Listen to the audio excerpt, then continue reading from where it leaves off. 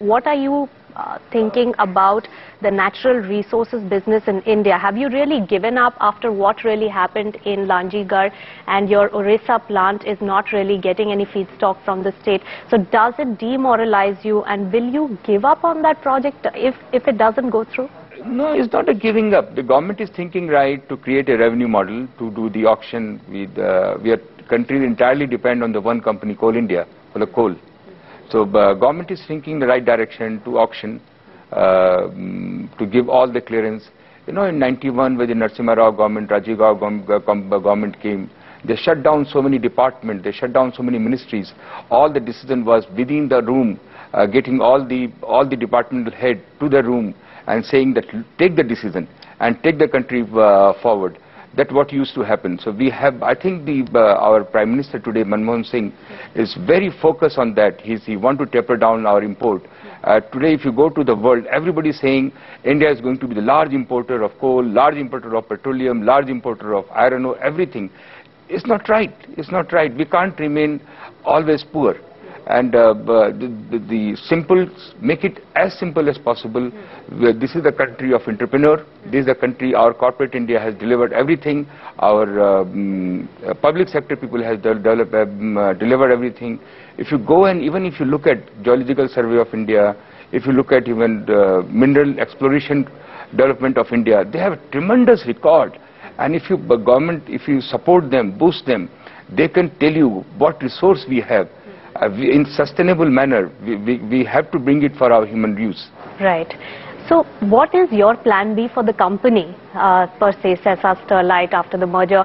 What is your plan B if for some time these resources are not allocated?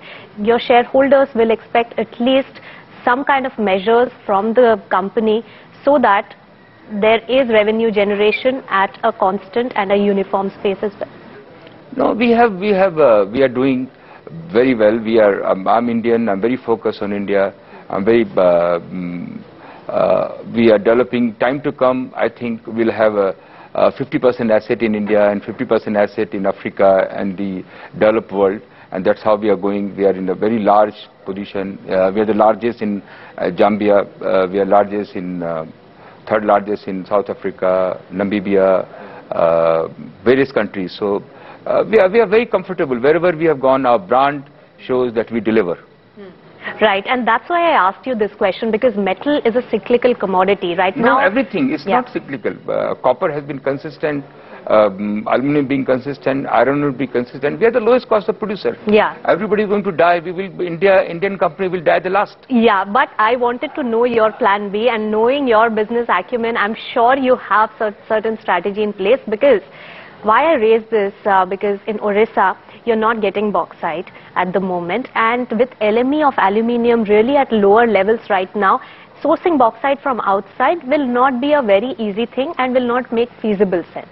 In Tuticorin, there is a court judgment which is reserved on environmental concerns, and in iron ore, I think you're going there in that direction. I'm just asking you that if metals is not going to perform, is oil and gas the next big bet that you are looking at? Is what my question was. No, your question is beautiful question. Last 30 years, no bauxite mine has taken place. Right.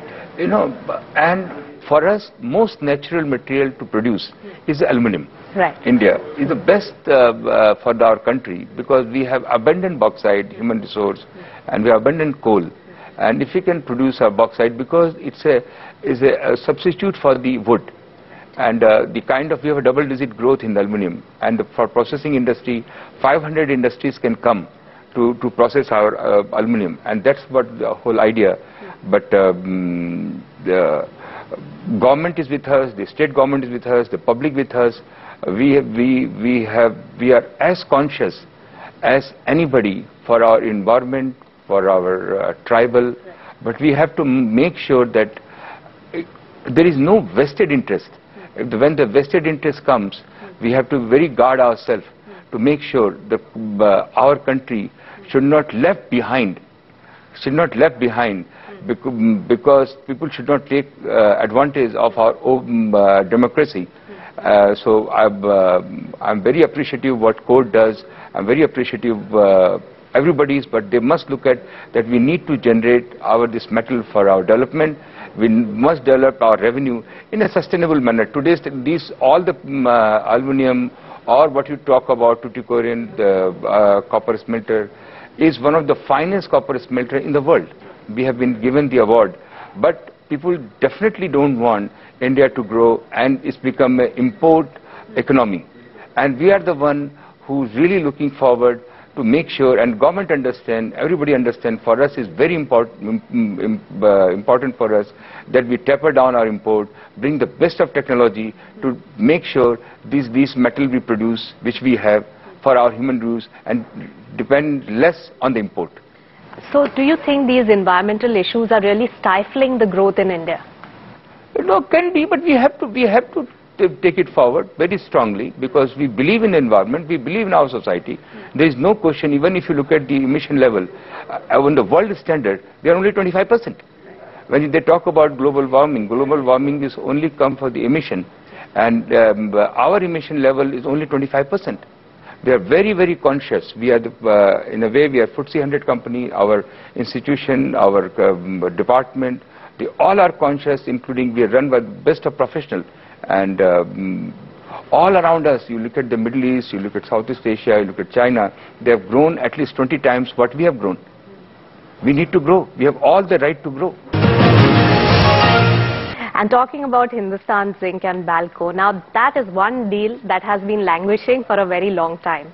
It has really taken longer than even Kane India deal, and for many years you have been going to the government for buying out the residual stake. Now you have even got this enabling resolution from Vedanta shareholders of upping the offer to about 21,000 crore rupees. What is the sense that you are getting from the government, sir, on this? You have been asking this question last 3-4 years. And you can ask me again, and you know the answer. This is not, we have to reply. We are not in hurry also to ramp up. We have gone to enabling resolution not to ramp up the price, just to take something in our hand when the government comes. Because government indicate various times that they want to, because that's how their intention was. When they given the company, they wanted to give full. Yeah. But they said that we'll do it in 2 or 3 years time, but there is a put and call option, which you can exercise, and that was the whole idea, and we work with the government as and when governments are ready. All right. Given that at the moment mining is in such a state, Mr. Agarwal, do you think that you will expand further in India, or are you looking at more opportunities like you have been looking? You are now a global company. You had bought Anglo. I told you that we are developing in Africa. As and when, we are not very aggressive, but it is a natural growth which takes place. And give us a thought on what do you think, what are the kind of reforms that can be taken up by the government of India to develop and for growth trajectory in the resource sector in which you have been an expert for such a long time? I'm not the expert, but what world is doing, that it has to be most transparent manner where people can participate and follow our environmental laws. It can be self-declared, because corporate will follow, and within that a collector should be given more power, so he can exert, because he's on the ground, he's with the local people, and that's what government is doing, and as and when they do, we'll take it forward. One more question that I'll ask you definitely is that you've always looked beyond for yourself and have tried to improve yourself at every phase. You have really been ambitious when it comes to all the business prospects of improving the company and taking it to newer heights. What is the next 5-year agenda for you? Where do you see the vision of Vedanta Group going forward? No, it's beyond business, and we should be human. Human is very important. As I said, that for me, safety is the first. Safety is first thing come to my head. And the governance, maintain the highest governance. And if these two my people does, I give them a free hand, what they can do. So I think it's revolve by itself. We are tip of the iceberg at this point of time. India has tremendous opportunity. And I'm looking forward more and more people to participate in manufacturing, which was our every Prime Minister who has come, but they've been diverted they have been diverted, but manufacturing will eradicate poverty. Yeah. We need to make sure that everybody get employment and engage. And manufacturing is the one sector which can, Nehru used to say, these are our temple. And very important for us that going forward we remain focused. What about your contribution in the manufacturing space? Mr. Agarwal, it has been a dream for you to get into steel, at least in the past. No, never. Now? No, never. We have been in the resource sector. We don't understand steel. We can have some partnership. You still are open. Yeah, sure. And finally, I just want to know that I know 4 years back that you wanted to get into oil and gas sector, and we had a long chat on that. Now that you have acquired a company in oil and gas, which is the next sector that you could be looking at? No, naturally it will come. Coal is very important. And I didn't look at 4 years oil and gas. I always look, the first company only I thought was Kane, and that's what I pitched for, and it happened. And you have also explained to me the rise from Patna to Regal Room. What will you tell to some of the entrepreneurs who are watching this interview? What is that quality that is required for anybody to reach the kind of success that you have reached? Keep your feet on ground, head on the shoulder, but remain fearless. Okay. Mr. Agarwal, thanks so much for your time, and congratulations again for the award. Thank you so much. Thank you. Thank you.